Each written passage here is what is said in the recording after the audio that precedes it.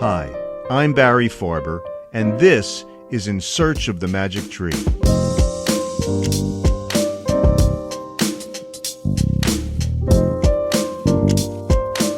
What magic are we looking for? Well, if you think about a tree, several things come to mind. One, the roots, the foundation for something great. Two, the branches, representing the connection and continuation of our legacy as we pass down the values and beliefs to the next generation. And three, potential, something that starts as small as an acorn and becomes a giant oak. We're going to explore how we can build the mind, body, and spirits of our children, how to raise our kids with key traits like patience, positive attitudes, courage, empathy, determination, and more. Join me on this adventure as we talk to celebrities, athletes, entertainers, business leaders, educators, brain surgeons, and more about the magic to building success at an early age.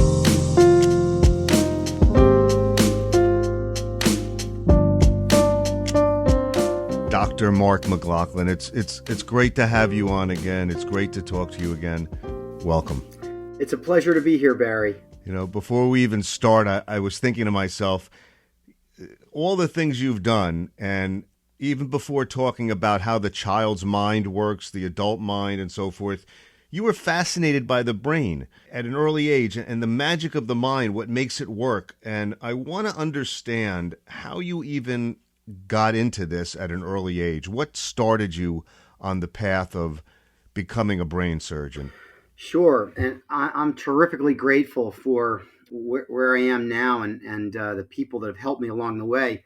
I just wanted to start off with saying one of my greatest memories was the last time I was on your show and you pulled out an operation game and you made me do an operation on the spot. So it always has stuck with me, so I was eager to speak with you today. And the topic that you've chosen is so important and so critically interesting in this day and age because we know so much more about the brain than we did years ago when we were kids.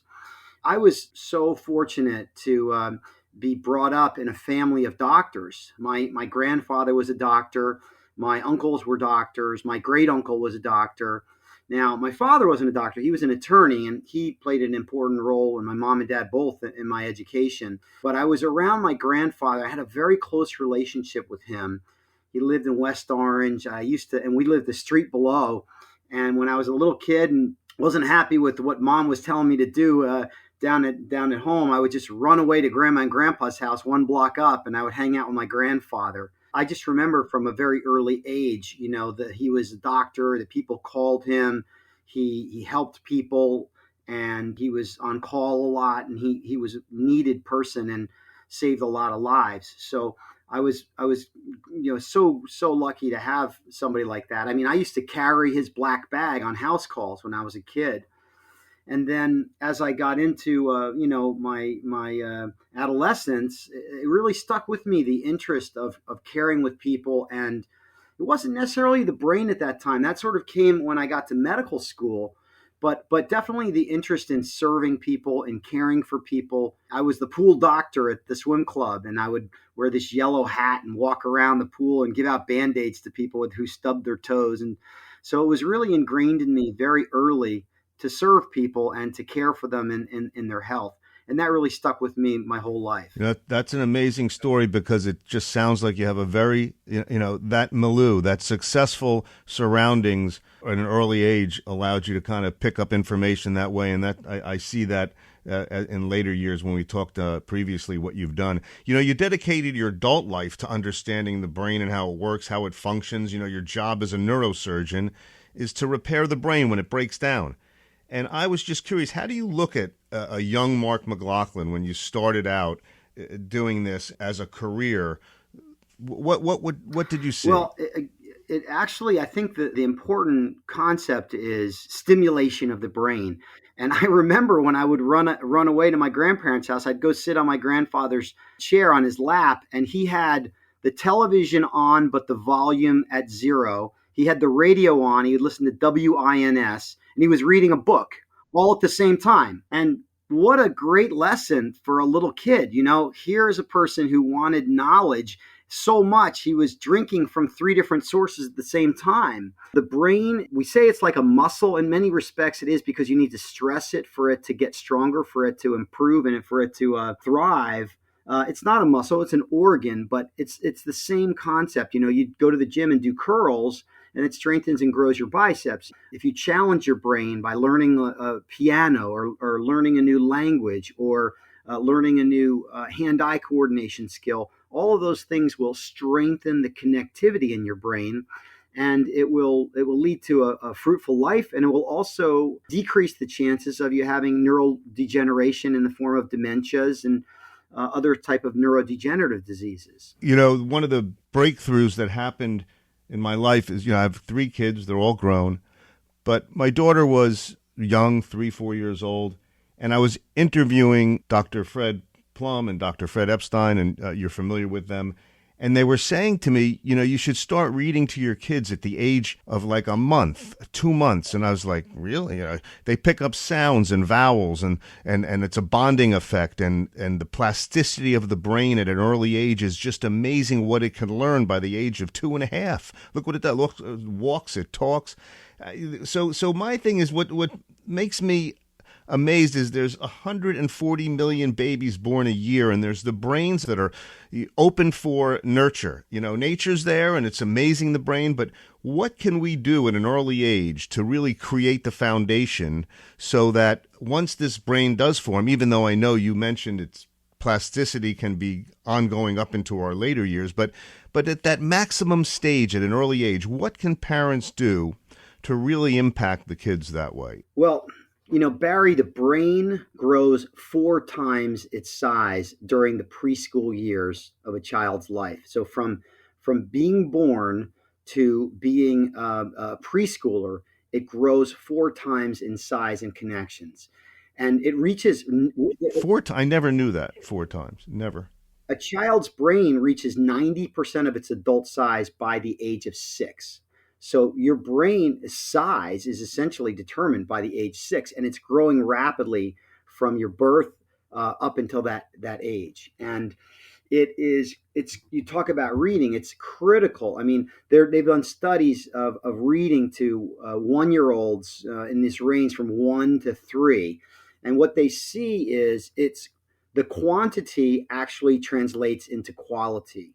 And what I mean by that is that a child that is read to between the age of 1 and 3 essentially has a much stronger vocabulary, much stronger comprehension of words, and a motivation to read.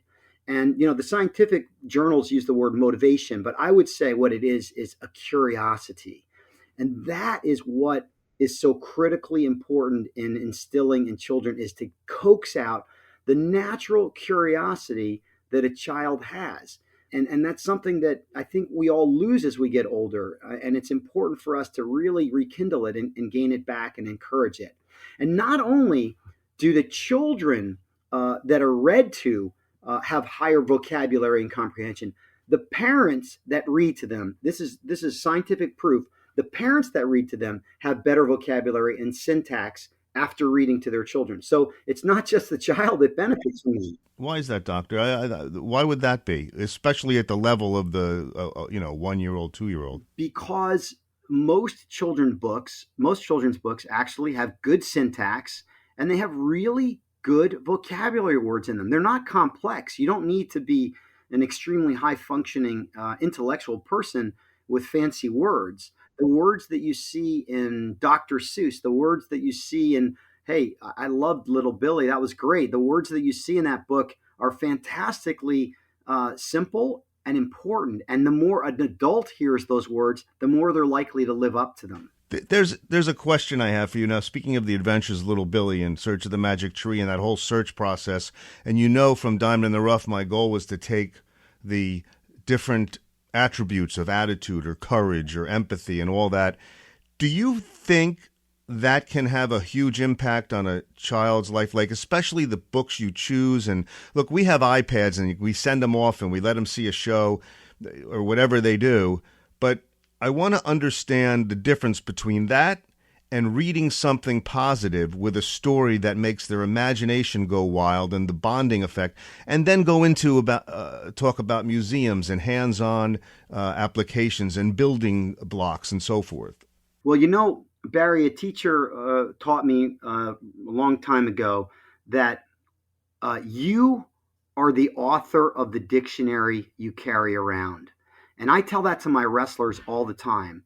What words are you putting in your dictionary? If you're putting words like respect and courage and wisdom and compassion and those types of words, and you're talking about them and you're saying them, they not only reveal your thoughts, they create your thoughts.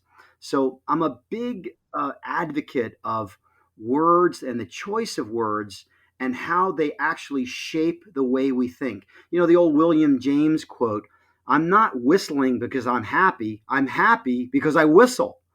It can cause you to feel that way. And that's the beauty of reading is it stimulates your brain, it puts words and vocabulary in your brain, and words become thoughts, become action. And that's really what it comes down to. That's a powerful message. And if I had to look back on my own growing up, I really was never into school. When I say not into it, I got bored. I looked out the window. I daydreamed. I had to go to a place where my parents took me because they wanted to understand was I a slow learner? Why wasn't I interested? And my father was an art teacher, a vice principal. My mother a nurse from education. They read a lot. Now I'm a voracious reader, but back then I couldn't get into it. So can you describe what happened with my early childhood and maybe many kids, and then what can somebody do, a parent do, to engage them more and make a difference at that early age? I'm similar to you. I was not a strong reader as a child, and I think that it does come down to the earliest days were you read to. I was a third child. I think my older brothers got read to more than I did because my mom was just so busy taking care of everybody. But I think you can cultivate it and coax it out of anybody at any time. If I had to do it all over again, I would absolutely be reading more and more to my kids. But we also have technology on our hands that can assist with that. And I have to say, not only do I read a lot, I also listen a lot. Audible is a great way to still take in a book. And I think there are bridges that you can cross to help kids that are maybe slower readers. Maybe it's more frustrating for them. But I think if you truly can find a subject that a child is interested in, that curiosity is going to pull them through. That is what's going to be the best carrot to get them hooked on reading is going to be to find something that interests them. And once it interests them, then really broaden it gradually and slowly. I love that. That's right on, to find the passion early on and see how they are attracted to that and then want to read about it and want to hear about it. As young as we are, when we're, the ages from 0 to 5, I've heard this said that we can learn 5, 6 languages, which really blew my mind that, 5, 6 languages by the age of 5. Can we talk about that, about the brain, the plasticity of that brain at an early age, absorbing that type of information and that kind of learning? 5 languages. Yes. In a child's brain, really from immediately after they're born till probably around 8 years of age, there is more connectivity at that time in their life than any other time. The brain has the most connections. And then what happens as we move into adulthood is there's something that's called pruning.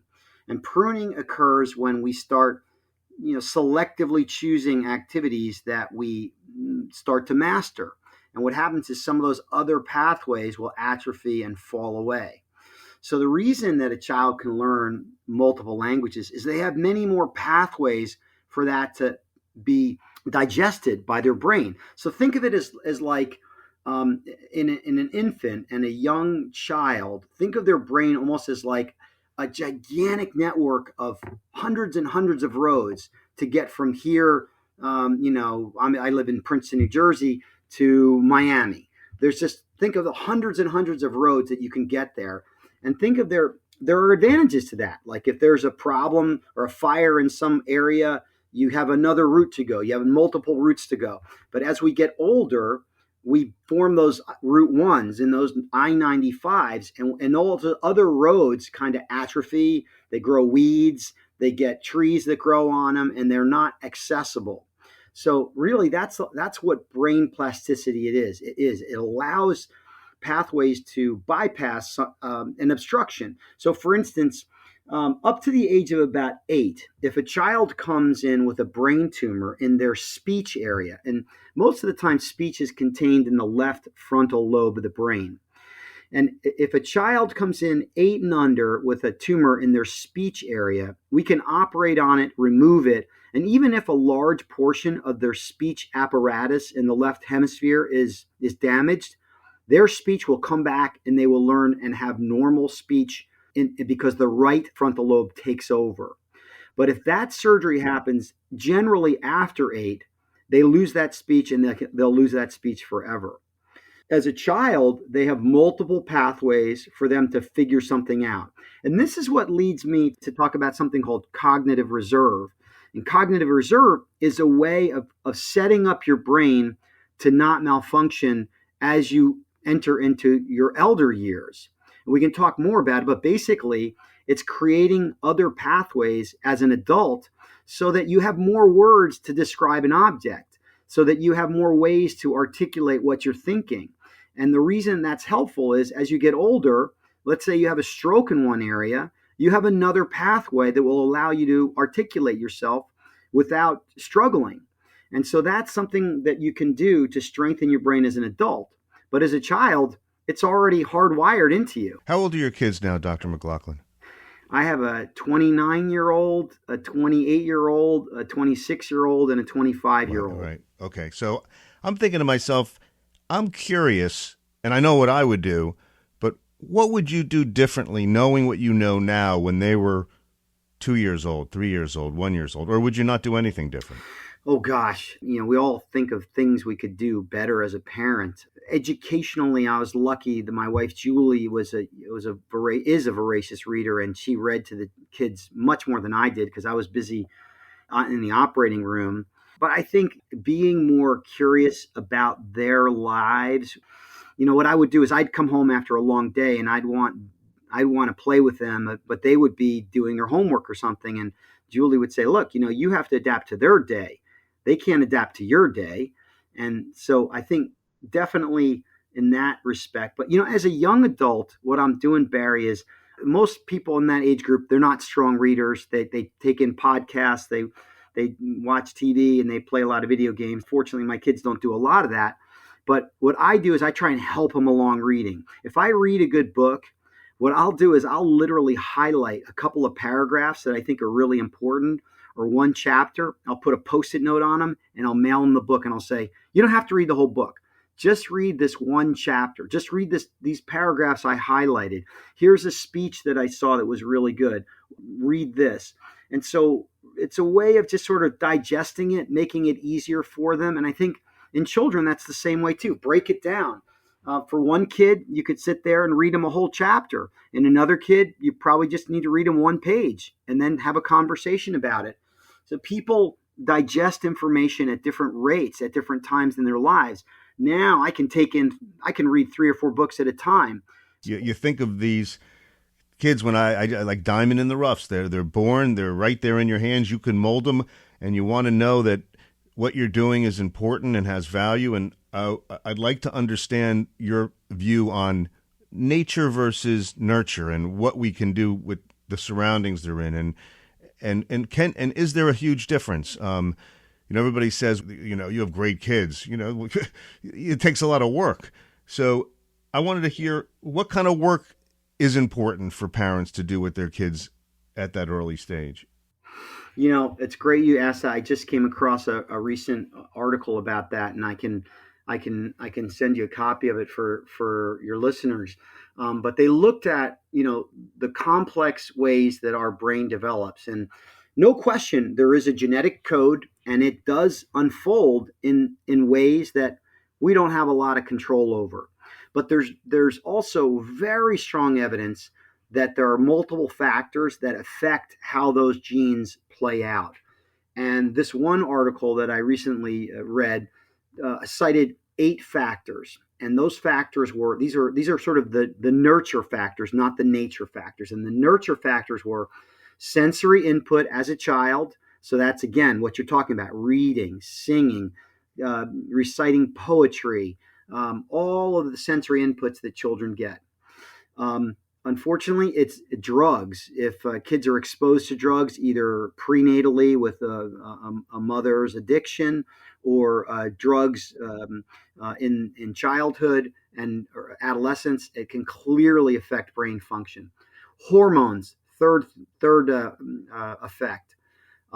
Parent-child relationships, peer relationships, early stresses on the nervous system, gut flora, very interesting finding, and diet. So there were 8 factors that affected brain development. And I think each one of those, we have influence over. We can, as parents, we can control or at least assist in our kids' diet. We can make sure that they're eating the right foods, that they have a good microbiome in their gut with some yogurts and some healthy bacteria. We can assess the types of levels of stress that they're undergoing and not protect them from all of it. I think we're seeing a lot of people that have been a lot of kids that have been overprotected. There are important factors in stress that help us develop. The relationships obviously are key, both peers and with adults. I'm a big believer in really spending as much time as with your kids as you can. Nowadays, kids are on the computer and they're on their phones texting, and their closest friends are also their trusted advisors. And these advisors are kids that have no experience. So they're advising your daughter or your son on important topics that they don't know anything about, that you've been around for 30 years and you know what's right and what's wrong in terms of guiding somebody to right decisions. So peer relationships and parent-child relationships are so important.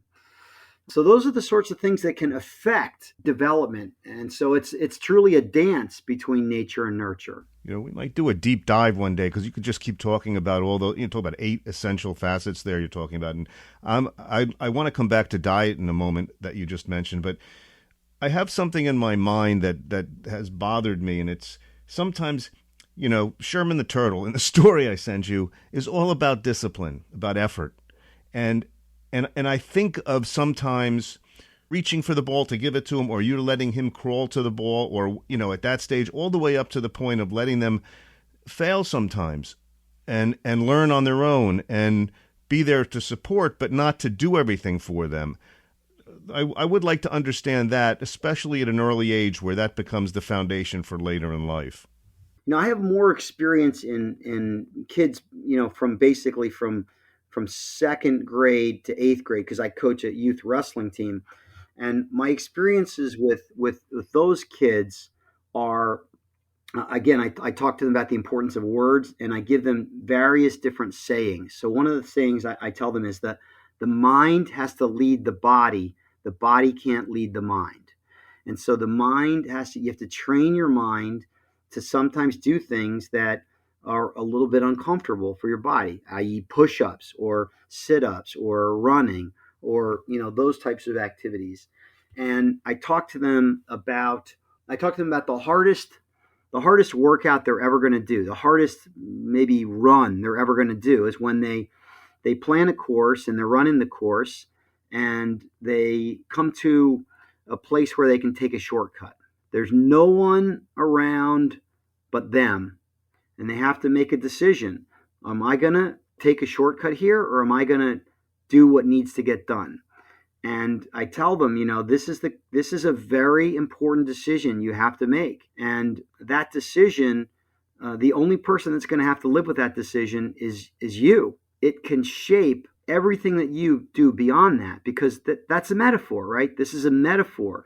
If you are going to take a shortcut on your workout, then maybe you'll take a shortcut on your math homework, and maybe you'll take a shortcut on your science exam, and maybe you'll take a shortcut when you're in a business someday, and maybe you'll take a shortcut and not do the right thing. So it's really important when you're on your own to do what you think is going to be best for you. They've done great studies with kids and Halloween candy. They leave a big bowl of candy in a room, and the sign says, "Take one, please take one." And then they have one room that has a mirror in it and one room that doesn't have a mirror in it. And the one that has a mirror in it, where the kids can actually see themselves taking the candy, they're more likely to take one candy than if the room doesn't have a mirror. So I tell them, hey, you need to act like as if there's a mirror following you every day, because there is. So if you extrapolate that to young kids, now that's a complex lesson, but I think healthy challenges, I think that's what you're talking about, and I think those are key. Healthy challenges, talking to a kid about what a challenge is. A challenge is something that you shoot for, you aim for. You're not sure if you can get, but you make the commitment to go for it and try. And it's okay to fail with these challenges, because that's how we grow. So I think that same level on a lower cerebral level can be taught to even preschoolers. Right. Well, that's great advice that you're talking about with these kids, and when you're coaching, and that whole statement about, you're going to make the decision, you're going to live with that decision. And I remember the quote that said, "Hard work beats talent when talent doesn't work hard." I like to repeat it: hard work beats talent when talent doesn't work hard. And it's almost like somebody's talented, they take it for granted, and they don't think they have to work as hard. And somebody who works twice as hard realizes that they can get past that person. I just think effort and that intense passion for something, it just makes such a huge difference in people's lives later on, that if there was a way to teach that at an early age, without making it easy for kids sometimes, or I think that's an important piece of the puzzle to build a successful child. You wrestled, you're a state champ. I can go into all the details of your background, but I brought that game, Operation, and I didn't even tell you. I know I didn't tell you, and I was nervous about that.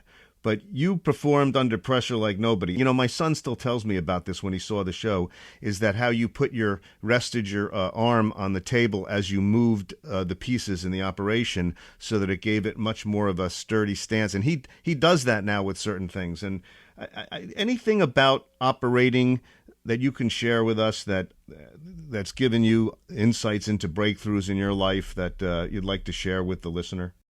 Yes. I've had a recent breakthrough, which I'm really excited about, and it goes back to a statement I made to somebody, and I said, I wrote this in my book, Cognitive Dominance, the story about me getting ready to do a difficult operation, and I'm sitting in my car in the parking lot at the hospital on a Friday afternoon, and as I'm unbuckling my seat belt, I realize I'm physically tired. It's been a long week. I had 7 operations that week.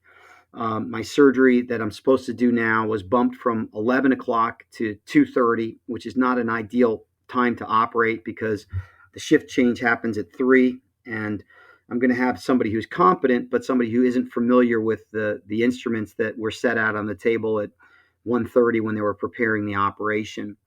And I'm doing an operation that's got significant danger to it. It's a tumor that's near a very large vein in the brain.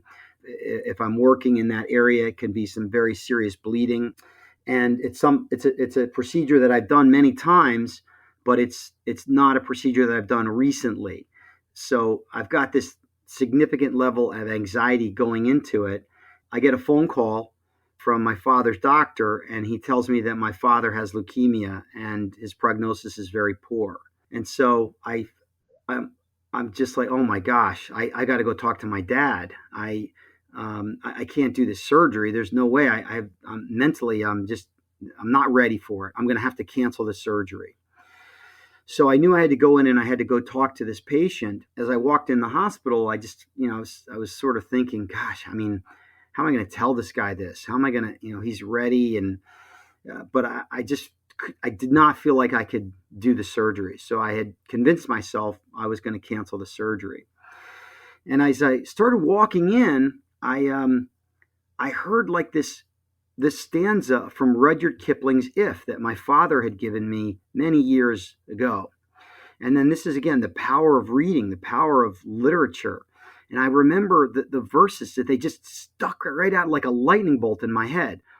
If you can meet with triumph and disaster and treat those two impostors just the same, if you can fill the unforgiving minute with 60 seconds worth of distance run, if you can force your heart and nerve and sinew to serve their turn long after they're done.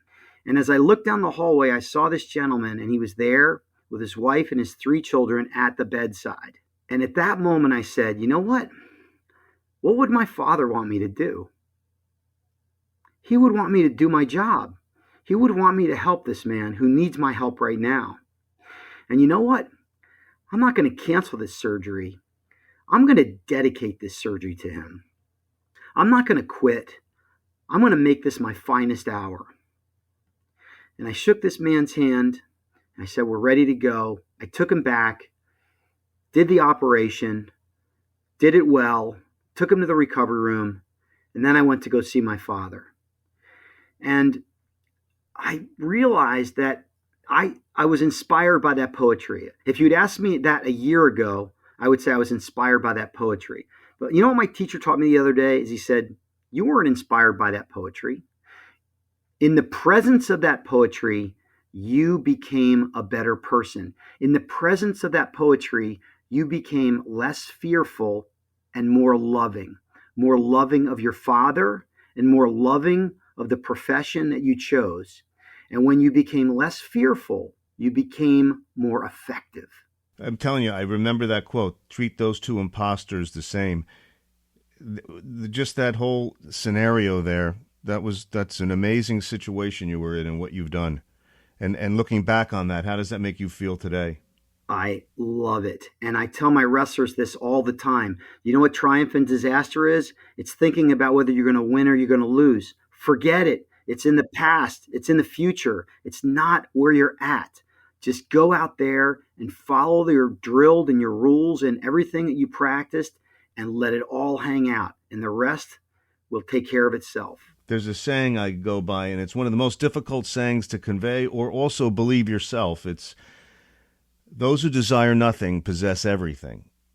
And, you know, we had this discussion in the past. Those who desire nothing possess everything. What does that mean? Meaning that, you know, the desire to win is not blocking your focus and your action. And just want to take a break for a second and let the listeners realize how powerful some of the things you're saying are. And I also, the things you're talking about and the things we've talked about a child's mind, and this is what it's all about, is helping parents understand what they have in front of them before it's too late.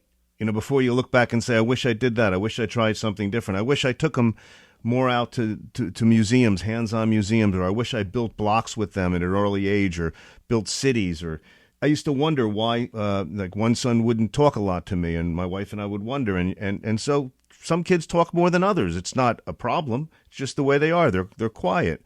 But if you go and you do something with them that they like, and you stop asking questions and you just do the action, things come out of them naturally. You mentioned earlier about being with your children and being there for them and doing things with them. I think that's really important. Barry, you mentioned the action, and that is so critical. You know, action is always so much better of a lesson than a lecture, right? And you just stirred up, you know, you're talking about childhood, and you just stirred up a memory about my father, and I'm gonna make a little sound, and I want you to hear this. I don't know if you can hear this. This is the little clicking. My father used to keep a gripper in his car, one of those little metal grippers that you squeeze. He had one in his car, and whenever I was riding with him, whenever we stopped at a stoplight, whenever we were at the airport waiting to pick somebody up, whenever we were at the grocery store waiting for my mom to come out, he was squeezing this thing, squeezing and squeezing and squeezing. Think about the lessons that were just subliminally placed into my mind with that small little $2 trinket. It is unbelievable. Number one, your health is your priority. You can always exercise. You can exercise anywhere. And the greatest lesson was Mark, never waste a second of your life. When you're sitting there waiting for somebody, you can be reading, you can be listening, you can be squeezing your gripper, you can be doing something to making yourself stronger, better. And again, the action conveyed the lesson. And I think that if I could go back in time, I'd want to do more actions and less talking. One of the last things I'd like to ask you and talk about is a word that's been close to me for years, ever since martial arts, and the word is mushin, Japanese word for no mind, and getting to a point where if you're in combat or in a situation where you're thinking it all, you're slowing down your reactions to the point where it can cause a problem. And I remember training for weapons competition using the bow staff and going through these different motions. I'd be traveling at the time, so I didn't have time to, I woke up in the morning, an hour in the morning, an hour at night. But when I was traveling, I wanted to go through the motions and the moves and the blocks and strikes in my mind. And what was amazing was if I watched the films of the greatest martial artists doing the routine, or if I kept doing the routine over and over, I was able to sit back on a plane and visualize the actual movements and improve upon them, and where my stepping and my form was not accurate, to increase that. It was crazy. I going inside the mind like that. But the most important thing I learned is that once you get to the point of performance, like you as a neurosurgeon operating on the table, the body works so much better when you let go and feel confident that what you've trained to do is going to come out naturally and work.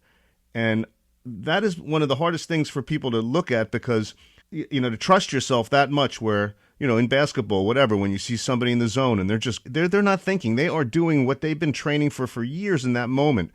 Your comments on that and about the brain and what happens to the mind there. I had the same thing in my career, exactly what you're talking about. Early on in my career, I would get very anxious before surgeries, particularly surgeries that were harder, more difficult, complex, longer. And I used to think that anxiety was good. I would trick myself. I'd say, this is good because it's going to make you more meticulous, and you're going to double check and triple check and quadruple check things. And as I became more mature, again, I substituted the word anxious for prudent. I said, okay, I'm not going to be anxious about tomorrow's surgery. I'm going to be prudent. And being prudent means thinking of all the steps and thinking of all the things that could go wrong, and then putting it to bed. Again, I think it's what words you use to think about things. So some people say they're nervous before an event. I try to tell my wrestlers, a better word is excited, but an even better word is eager. Because if you say you're nervous, that again is going to interfere with your performance. If you say you're excited, you're saying, well, it's a good kind of nervous. But if you say you're eager, all you're saying is, I can't wait to get on that mat. And so, like, you made an important point. You have to be trained, you have to be drilled, you have to have gone through all the schooling and experience first. It's dangerous if you trust yourself before you're trained fully. But once you are trained fully, there is no place for anxiety, and there's no place for second guessing. It is go for it. Mark, you're a good man. I love having these conversations. It inspires me. I've taken notes. It makes me think differently, and you're always on your game with new information to really help the listener pull some information for their own lives. I really, really appreciate this. Thank you, Barry. The pleasure and honor is mine, and I always learn something when I talk with you as well. So it was mutually beneficial, and very much enjoyed being with you today. Dr. Mark McLaughlin.